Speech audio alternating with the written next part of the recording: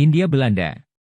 Hindia Belanda atau Hindia Timur Belanda, bahasa Belanda, Nederlands, CH, Indi, adalah sebuah daerah pendudukan Belanda yang wilayahnya saat ini dikenal dengan nama Republik Indonesia. Hindia Belanda dibentuk sebagai hasil dari nasionalisasi koloni-koloni Verenigde Oostische Compagnie, VOC, yang berada di bawah pemerintahan Belanda pada tahun 1800. Selama abad ke-19, daerah jajahan dan hegemoni Belanda diperluas, mencapai batas wilayah teritorial terbesar mereka pada awal abad ke-20.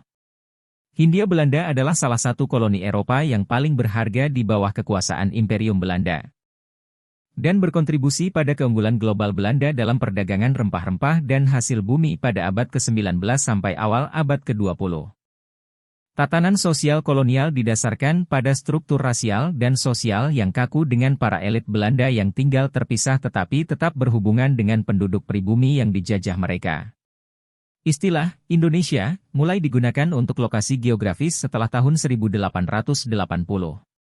Pada awal abad 20, para intelektual lokal mulai mengembangkan konsep Indonesia sebagai negara dan bangsa dan menetapkan panggung untuk gerakan kemerdekaan. Pendudukan Jepang pada Perang Dunia Kedua melemahkan sebagian besar negara kolonial dan ekonomi Belanda.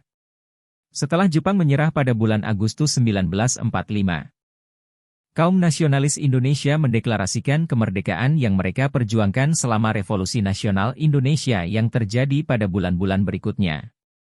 Belanda secara formal mengakui kedaulatan Indonesia pada konferensi Meja Bundar tahun 1949 dan menyerahkan seluruh wilayah bekas jajahannya, dengan pengecualian wilayah Papua, Nugini Belanda, yang diserahkan ke Indonesia 14 tahun kemudian pada tahun 1963 berdasarkan ketentuan Persetujuan New York di Markas Besar PBB. Etimologi. Kata Hindia berasal dari bahasa Latin, Indus. Nama asli Dutch Indies, bahasa Belanda, Nederlands Indi, diterjemahkan oleh orang Inggris sebagai Hindia Timur Belanda, untuk membedakannya dengan Hindia Barat Belanda. Nama Hindia Belanda tercatat dalam dokumen Verenigde Oostische Compagnie, VOC, pada awal tahun 1620-an. Para sejarawan yang menulis dalam bahasa Inggris menggunakan istilah Indi, Hindia, Hindia Timur Belanda, Hindia Belanda, dan kolonial Indonesia secara bergantian. Sejarah. Kekuasaan VOC. Berabad-abad sebelum orang-orang Eropa tiba, wilayah kepulauan Indonesia dihuni berbagai entitas, termasuk kerajaan-kerajaan perdagangan pesisir yang berorientasi komersial dan kerajaan agraris pedalaman, yang paling penting adalah Sriwijaya dan Majapahit. Bangsa Eropa pertama yang tiba adalah Portugis pada tahun 1512. Setelah menemui gangguan terhadap akses rempah-rempah di Eropa, Belanda melakukan ekspedisi pelayaran pertama ke Hindia Timur pada tahun 1595 untuk mendapatkan rempah-rempah secara langsung dari Asia. Ketika mereka menghasilkan keuntungan hingga 400%, ekspedisi Belanda lainnya segera menyusul. Menyadari potensi perdagangan Hindia Timur, pemerintah Belanda menggabungkan para perusahaan pesaing ke perusahaan Hindia Timur Belanda, Verenigde Oostische Compagnie atau VOC. VOC diberikan hak istimewa untuk berperang, membangun benteng, dan membuat perjanjian di seluruh Asia. Ibu kota didirikan di Batavia, sekarang Jakarta, yang menjadi pusat jaringan perdagangan VOC di Asia.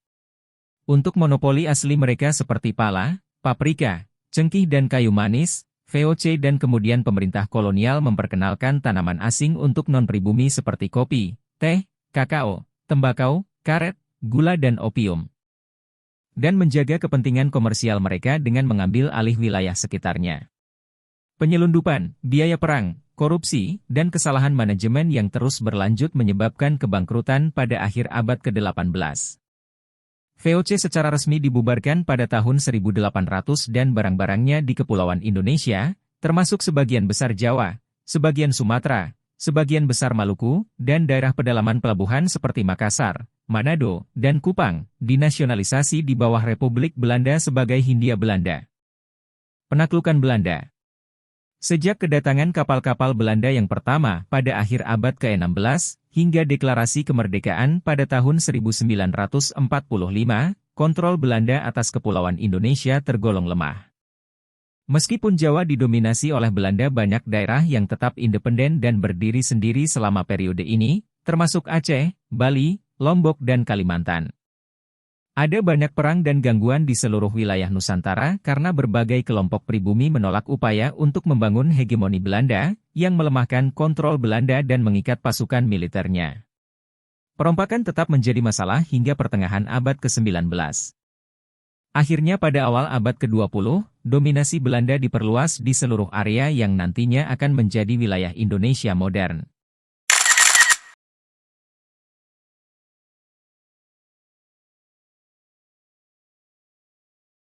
Pada tahun 1806, dengan Belanda di bawah dominasi Kekaisaran Prancis, Kaisar Napoleon I menunjuk saudaranya Louis Bonaparte untuk menduduki tahta Belanda, yang menyebabkan penobatan Marsekal Herman Willem Daendels sebagai Gubernur Jenderal Hindia Belanda pada tahun 1808. Pada tahun 1811, Daendels digantikan oleh Gubernur Jenderal Jan Willem Janssens, tetapi tidak lama setelah kedatangannya, pasukan Inggris menduduki beberapa pelabuhan Hindia Belanda termasuk Jawa, dan Thomas Stamford Raffles menjadi wakil gubernur. Setelah kekalahan Napoleon pada pertempuran Waterloo tahun 1815 dan Kongres Wina, kontrol Belanda atas wilayah ini dipulihkan pada tahun 1816. Di bawah perjanjian Inggris-Belanda 1824, Belanda mengamankan permukiman Inggris seperti Bengkulu di Sumatera, sebagai imbalan untuk menyerahkan kendali atas daerah jajahan mereka di Semenanjung Malaya, dan Hindia Belanda. Perbatasan antara bekas daerah jajahan milik Inggris dan Belanda pada hari ini merupakan batas modern antara Malaysia dan Indonesia. Sejak berdirinya VOC pada abad ke-17, perluasan wilayah Belanda telah menjadi masalah bisnis. Gubernur Jenderal Graaf van den Bosch, 1830-1835, menegaskan profitabilitas sebagai fondasi kebijakan resmi, membatasi perhatiannya hanya untuk Pulau Jawa, Sumatera dan Bangka. Namun, sejak sekitar tahun 1840, ekspansi nasional Belanda membuat mereka mengobarkan serangkaian perang untuk memperbesar dan mengkonsolidasikan daerah jajahan mereka di pulau-pulau terluar. Motivasi mereka termasuk perlindungan daerah yang sudah dimiliki, intervensi pejabat Belanda yang ambisius untuk kehormatan atau promosi jabatan, dan untuk membangun klaim Belanda di seluruh wilayah Nusantara dalam rangka mencegah intervensi dari kekuatan Barat lainnya selama era upaya kolonialisme bangsa Eropa. Karena eksploitasi sumber daya Indonesia meluas di luar Jawa, sebagian besar pulau terluar berada di bawah kendali atau pengaruh langsung pemerintah Belanda.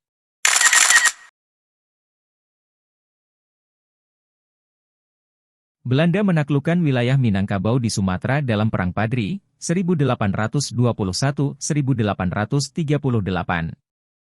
Dan Perang Jawa, 1825-1830, juga mengakhiri perlawanan masyarakat Jawa yang signifikan. Perang Banjarmasin, 1859-1863, di Tenggara Pulau Kalimantan berakhir dengan kekalahan Sultan. Setelah ekspedisi yang gagal untuk menaklukkan Bali pada tahun 1846 dan 1848. Peperangan tahun 1849 membawa wilayah Bali bagian utara berada di bawah kendali Belanda. Ekspedisi militer yang paling berkepanjangan adalah Perang Aceh, di mana invasi Belanda pada tahun 1873 dihadapi dengan perlawanan gerilya kaum pribumi dan berakhir dengan menyerahnya Aceh pada tahun 1912. Gangguan terus terjadi di Pulau Jawa dan Sumatera selama sisa abad ke-19. Namun, Pulau Lombok berada di bawah kendali Belanda pada tahun 1894, dan perlawanan suku Batak di Sumatera Utara ditaklukkan pada tahun 1895. Menjelang akhir abad ke-19, keseimbangan kekuatan militer bergeser ke arah negara Belanda dengan industri yang sedang berkembang melawan negara pribumi Indonesia dengan praindustrinya, dan kesenjangan teknologi semakin melebar. Para pemimpin militer dan politikus Belanda percaya bahwa mereka memiliki kewajiban moral untuk membebaskan penduduk asli Indonesia dari para penguasa pribumi yang dianggap menindas, terbelakang, atau tidak menghormati hukum internasional. Meskipun pemberontakan di Indonesia pecah, Kekuasaan pemerintah kolonial diperluas ke seluruh wilayah Nusantara dari tahun 1901 hingga 1910 dan kontrol atas wilayah tersebut juga diambil dari para penguasa lokal yang tersisa. Sulawesi Barat Daya dan Tengah diduduki pada tahun 1905 hingga 1906. Pulau Bali ditaklukkan dengan kampanye militer pada tahun 1906 dan 1908, begitu pula kerajaan-kerajaan lain yang tersisa di Maluku, Sumatera, Kalimantan, dan Nusa Tenggara. Para penguasa lain termasuk Sultan Tidore di Maluku, Pontianak, Kalimantan, dan Palembang di Sumatera. Meminta perlindungan Belanda dari kerajaan-kerajaan tetangga sehingga membuat mereka menghindari penaklukan militer oleh Belanda dan mampu menegosiasikan kondisi yang lebih baik di bawah pemerintahan kolonial. Semenanjung Kepala Burung, Nugini Barat, sudah berada di bawah pemerintahan Belanda pada tahun 1920. Wilayah terakhir ini di kemudian hari akan menjadi wilayah Republik Indonesia.